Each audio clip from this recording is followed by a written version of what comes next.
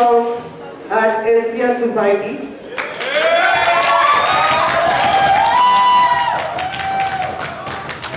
And before I introduce the teams, I'm going to tell you that all of you are going to be adjudicating this match.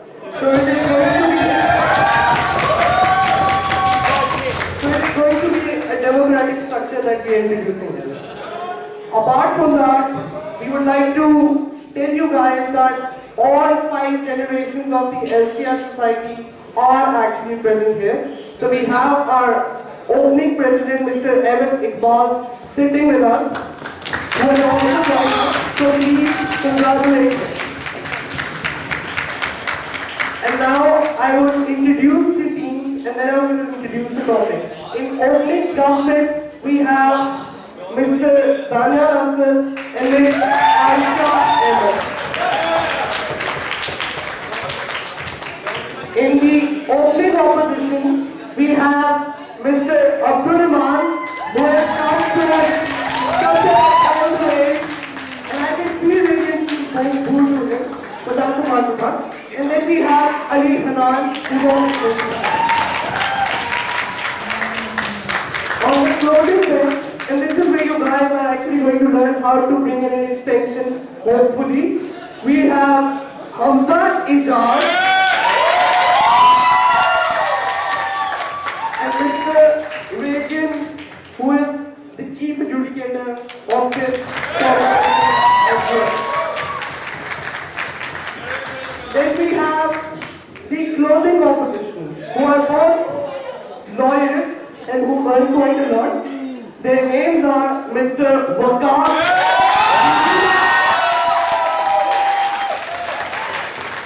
and then there is a guy who's known as Umar Khan, and he took a bat and actually hit 2-3 people at DCU, and thus his name is now John.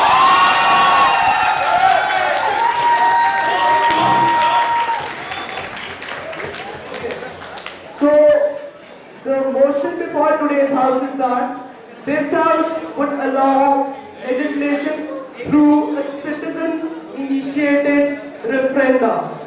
This House would allow legislation through a citizen-initiated referenda. Now,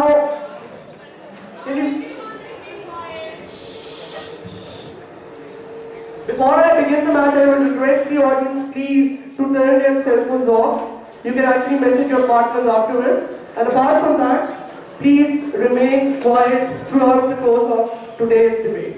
Now I'm going to call the first speaker, Aisha Ahmed, to open this.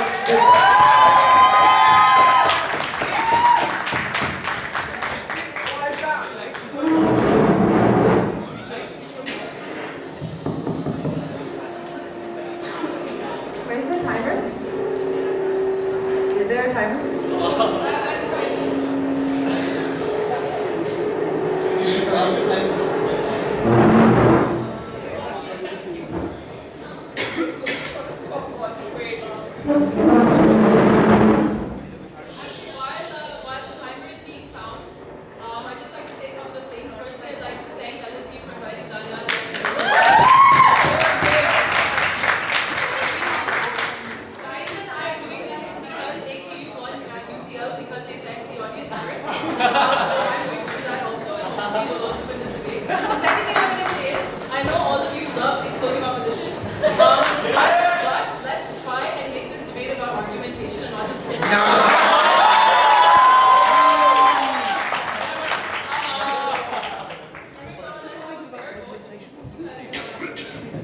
That's the right thing to do. Okay, so let's start now. We have the time? Okay, 7-minute speeches, 8 minutes? Okay, alright. You can speak without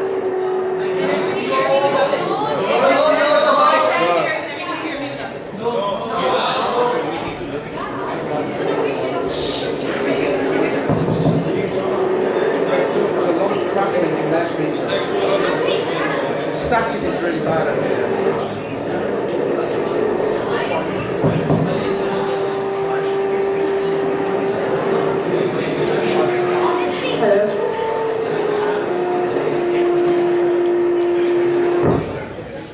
Hello.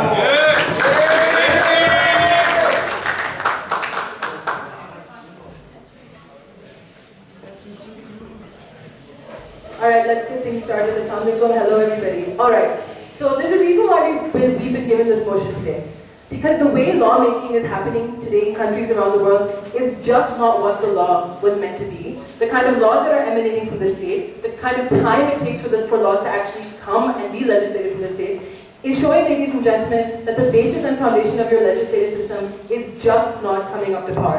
And bearing this in mind, ladies and gentlemen, the opening government today is going to present 5 arguments to you to make closing government's job a bit difficult and try and prove, okay, apparently not, but okay, moving on. We're going to try and prove to you why exactly having citizen-initiated referenda is the way to go in today's day and age. So our 5 arguments right off the bat are as follows. The first argument, ladies and gentlemen, is about law and its jurisprudential underpinnings. What that means is what is law and how is law not being upheld in today's day and age. The second argument is about the relationship between the state and the people, and how in fact often the state does not represent the people, especially in its legislative function.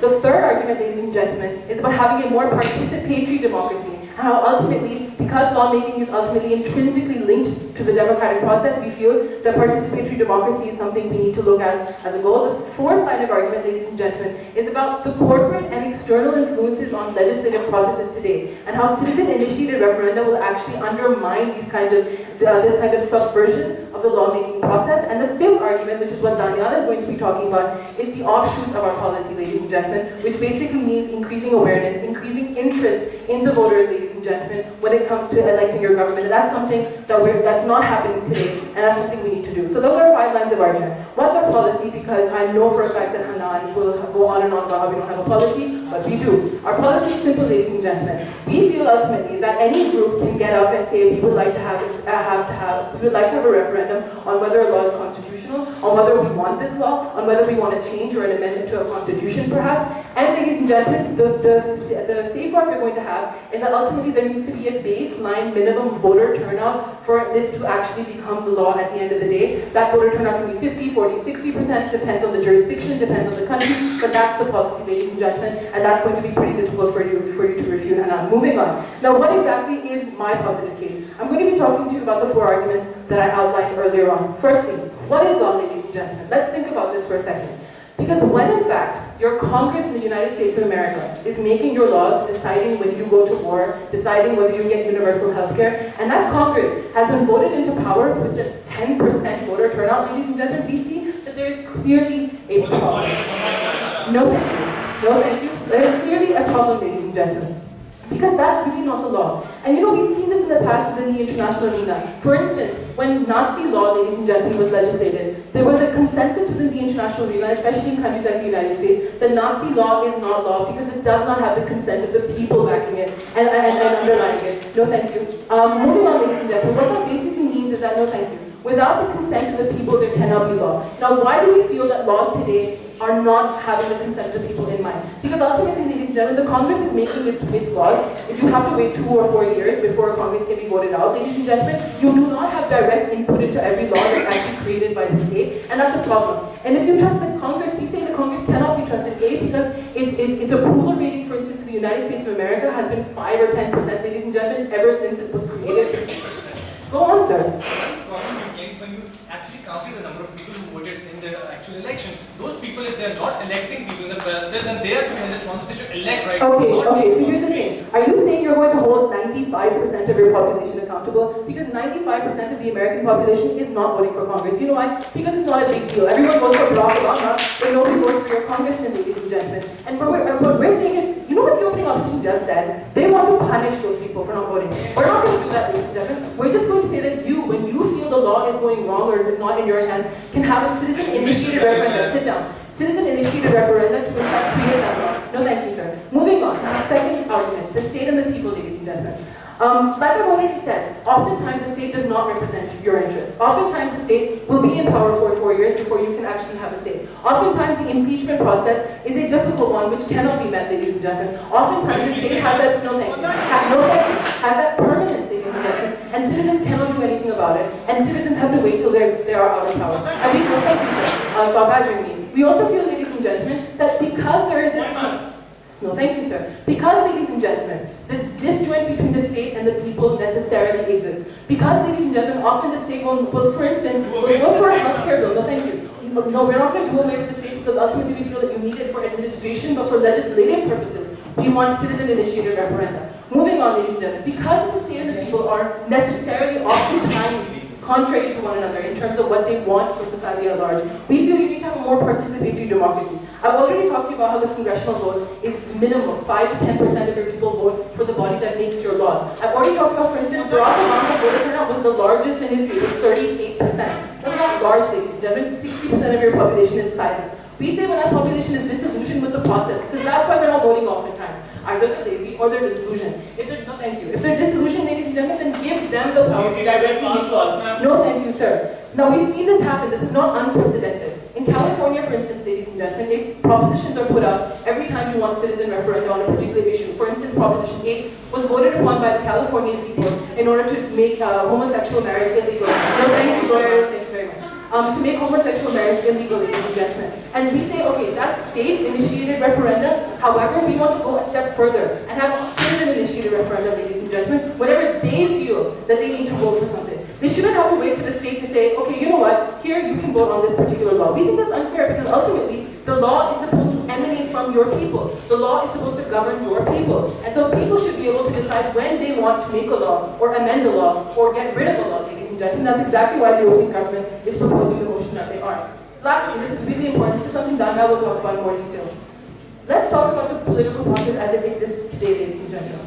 You don't just have neutral lawmakers sitting in Congress or in Parliament. You have people who have certain loyalties to corporations, to party politics, ladies and gentlemen, to people who might have funded their politics in the past. And that is the kind of messy place, ladies and gentlemen, that your laws are coming from. When you have citizen-initiated referenda, you don't have this kind of corporate lobbying. You don't have this kind of partisan politics where you have to stick to the party line. No, you have people who vote for what they think is correct, ladies and gentlemen. And that's what ultimately law is. That is ultimately how law originates, ladies and gentlemen. And for all these reasons, because we feel that right now there's a huge problem in, for instance, tobacco industries deciding whether or not a corporation votes for a healthcare bill, because, ladies and gentlemen, we feel that the state often does not represent the will of the people and takes way too long coming up with a decision, because we feel that people do not vote for these governments, and hence any law that comes out of these governments is not necessarily representative, we say have a change, make a change, do not, and if you want to have a change, don't vote for the closing opposition, they win every Masters round, we'd like to win one too, and we feel for all these reasons, you should vote for the opening government.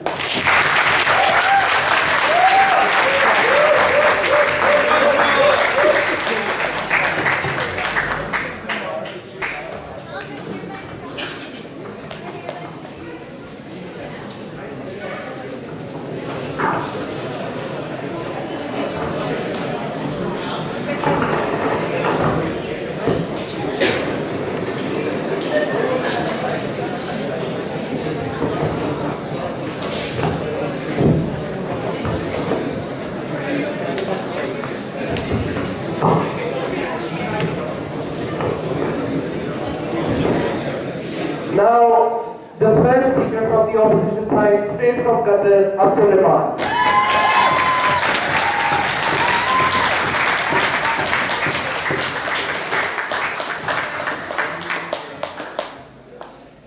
Thank you so much, ladies and gentlemen. Now, this House would announce Valentine's Day as a public holiday.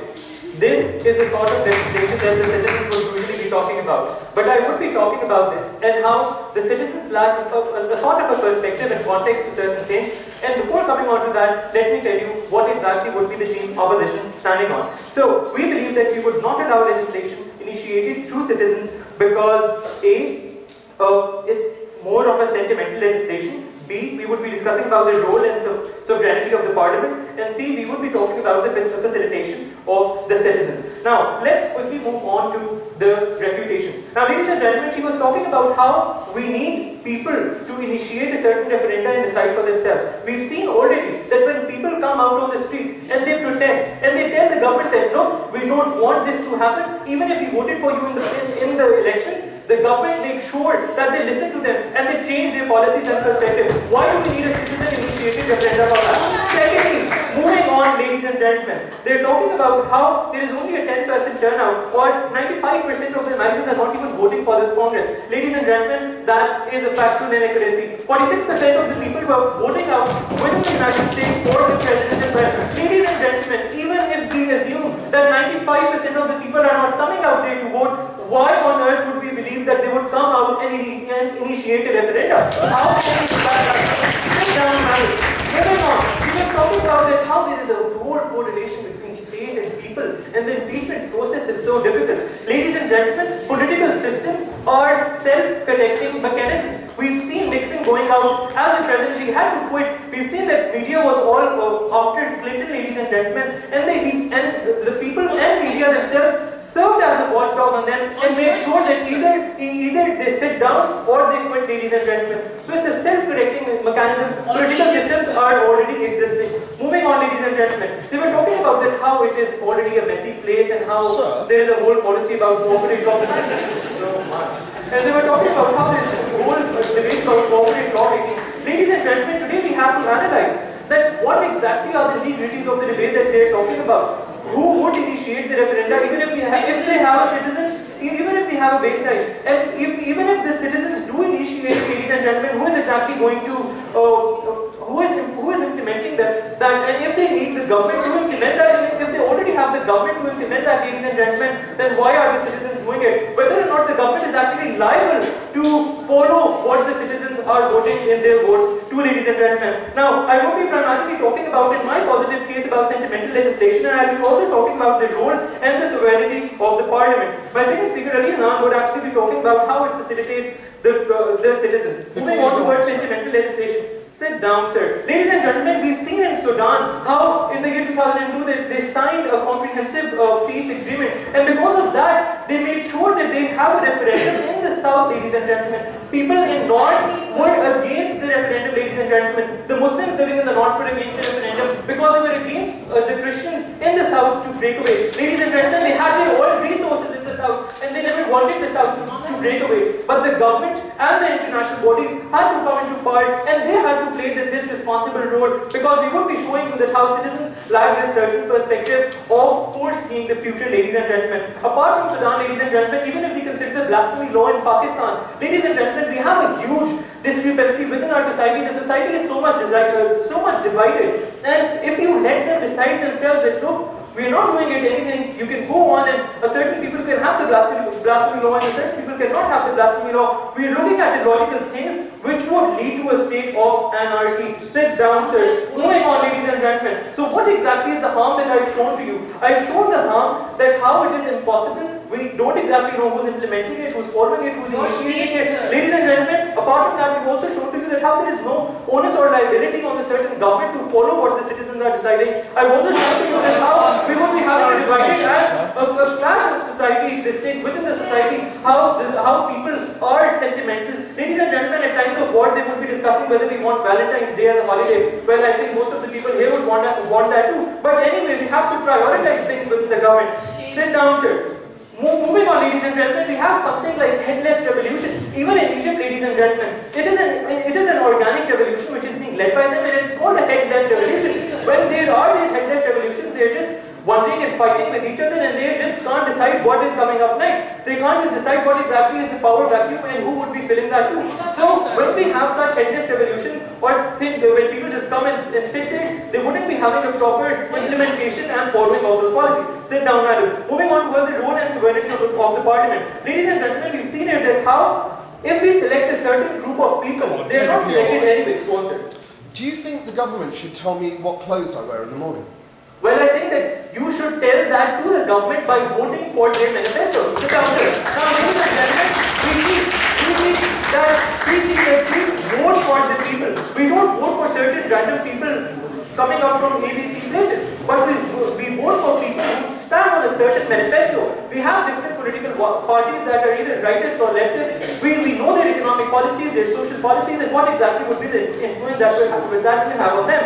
And then we also see that they campaign and they follow certain manifestos. And we also see that within a parliament house, ladies and gentlemen, there are coalitions. There are ministries that are divided within the different political parties that belong to certain political ideologies. And we have a self-correcting mechanism already existing in the parliament, ladies and gentlemen. They're showing to you that how this very role of legislation is already very much deeply rooted in the parliament, and they can always make these laws as well. Ladies and gentlemen, this side of the house was mostly talking about that how we have a low turnout. And if we have a low turnout, let's make sure that we work on that turnout. Let's make sure that we make our people more politically aware. Let's make sure that we make our people come out and vote for the certain political parties. Ladies and gentlemen, if we don't want Zardari, he would not be here in the next election. Or if we want him out, we can go out and protest as the political party. What let us go out. Ladies and gentlemen, let's talk for a more organized and a civilized way of government that is already in place. Ladies and gentlemen, vote for the opening of a bill.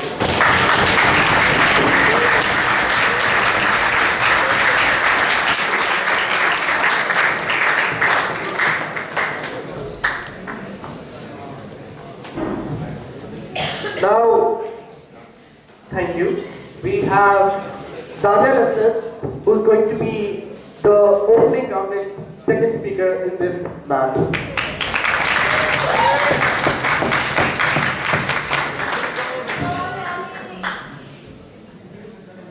Okay, can everyone hear me? Okay, ladies and gentlemen, the opening opposition today came up here and I'm quoting the leader of the opposition. It's not the government's responsibility to listen to its people. And that's the kind of government, that's the kind of state that this side of the house is propagating today. And another contradiction, when they talk about facts like who will implement this policy, your beautiful state, that apparently, according to Abdur Rahman, listens to the protests, ladies and gentlemen, listens and brings it out. Had that been the case, the state of Egypt, Hosni Mubarak would have stepped down when 4 million people were protesting events. Had that been the case, ladies and gentlemen, you would not have seen police states in history. Now, moving on to things like their first line of argument about people are sentimental. First of all, what's wrong with that? And secondly, democracy gives you the right not to choose, ladies and gentlemen. No, thank you, sir. Democracy gives you the right to make a wrong decision as well. And that's the problem of people. Ladies and gentlemen, then finally, moving on to the fact about how they talk about how government listens to people, ladies and gentlemen. Yes, we believe that the government should listen to people, and they do not. Moving on to the thing about how people who would come out and who would initiate it. Listen to the motion, ladies and gentlemen. The motion says citizen-initiated referenda, and that is the essence of democracy. Moving on to things like Sudan, for example. This is very weird. Sudan, ladies and gentlemen. The fact that we saw a referendum taking place for two countries being carved out of Sudan, ladies and gentlemen, happened because somehow Umar al-Bashir gave people the power in 2002 and you had the referendum in 2009, ladies and gentlemen. And that is the kind of governance we want from our people, ladies and gentlemen. Moving on to the second idea about the role of parliament and parties having manifestos, ladies and gentlemen. And that will bring me on to my positive case as well. The idea that parties, this is a self-correcting mechanism, parties have manifestos, blah, blah. Had that been the case, ladies and gentlemen, you wouldn't have seen Bill Clinton enacting laws against abortion, ladies and gentlemen, enacting don't ask, don't tell, ladies and gentlemen. You would not expect a Democrat to do that. And that is what happened in the second dawn. What you see is that these parties betray their people. These parties do not stick to their electoral manifesto, and that is why we believe that we should hold them accountable. Yes. Bill Clinton enacting these laws is exactly the kind of alternative that we are fine with. Why do you need citizen-initiated legislation? No, because, John, I'm sorry, I'm very right. Because Bill Clinton promised something different, he ended up doing something different. And that is why ladies and gentlemen. Let me see if there's something left, or have I broken down their case completely. I don't think there's anything left. Moving on to our own positive case, ladies and gentlemen. Our idea, firstly, the argument of external influences. Aisha came up here and told you that the essence of law is collective morality and people deciding what the law should be and how they need to be governed. But what we see is a corporate influence on, no, thank you, Hanan. What we see is, ladies and gentlemen, an influence of corporations. No, thank you. What we see is an influence of corporations which try to force your government by giving campaign finance, by giving bribes, by giving money to these people who are your lovely state, ladies and gentlemen, and enacting laws which the people don't even know about. Did the people in Bhopal, India know that the Union Carbide factory was tampering with the environmental laws which ended up killing 25,000 people in a second class? Secondly, ladies and gentlemen, what you need to realize is that these people come up and tamper with your laws and you have no idea about it. And that is why you need to hold them accountable. Yes, Vikas. people by the millions smoke cigarettes. What makes you think that those people all of a sudden will stop being influenced by advertising by these tobacco companies and come out on the Yes, street? thank you. There is a logical inconsistency in this. You have right now that firstly people are getting influenced by advertising, and secondly, even if they're not influenced, they do not have any choice to change the law. But we are, even if they're influenced, in our alternative, ladies and gentlemen, even if they are influenced by something, no thank you, I will in a couple of months. The fact of the matter is, ladies and gentlemen, even if they are influenced by any form of advertising, they should have the choice to go wrong and make their own decision. And that is something that this side of the house does not want you to do. Moving on to the other offshoots and other things, ladies and gentlemen, before I move on, corporate influences like that of Monsanto, which gives you the killer seed, ladies and gentlemen, the suicide seed, which grows for 1 year and does not give you any crop after that, ladies and gentlemen. Monsanto came into India, tampered with its laws, ladies and gentlemen, without people, the farmers of India, even knowing that such a company exists. We believe that citizen-initiated referenda and that we could have changed that. Moving on to things like political awareness. Ladies, no thank you, sorry, Don. The fact of the matter is, ladies and gentlemen, that these people do not believe in political awareness. When they come up and, sound their naras of roti, kapra, makan, they do not mean that. They do not want you to be aware of your rights, each and every one of you, ladies and gentlemen. No thank you, Don. The fact of the matter is that through this, through citizen-initiated referenda, when people know that they can hold their government accountable and also change laws and make laws that govern them, ladies and gentlemen, that is what the essence of democracy is. No thank you, Don. What we saw, for example, in Venezuela, when you had this exact policy, ladies and gentlemen, implemented by Hugo Chavez in Venezuela through the Bolivarian revolution or whatever you might want to call it, ladies and gentlemen, you had people being aware of their rights, being aware to the fact that, a street vendor could tell you that what his rights in the constitution are, ladies and gentlemen. Why did that happen? Because people were given the right to initiate referenda, to formulate laws, ladies and gentlemen. Had that not been done, you would have the whole concept of vanguardism, where people vote for political dynasties, where people vote for bhuttos and sharifs, ladies and gentlemen, and not for the person that they believe is right for them. And lastly, ladies and gentlemen, the fact about rights and how important it is to be aware of your rights. The fact is, ladies and gentlemen, that this side of the house comes up here and tells you that yes, there is a civil society, which, by the way, these two supported in the lawyers' movement, ladies and gentlemen, that the civil society knows all your rights and everything, and they will lead the poor masses towards a change, ladies and gentlemen. Why can't you and I shouldn't be part of that civil society? People that know your rights.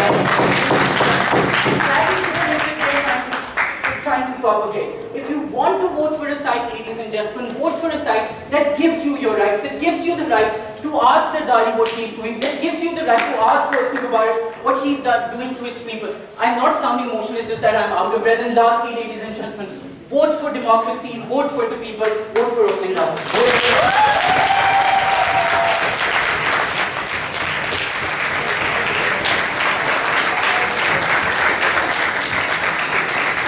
Now, the second speaker of the opening opposition, Ali Hanan.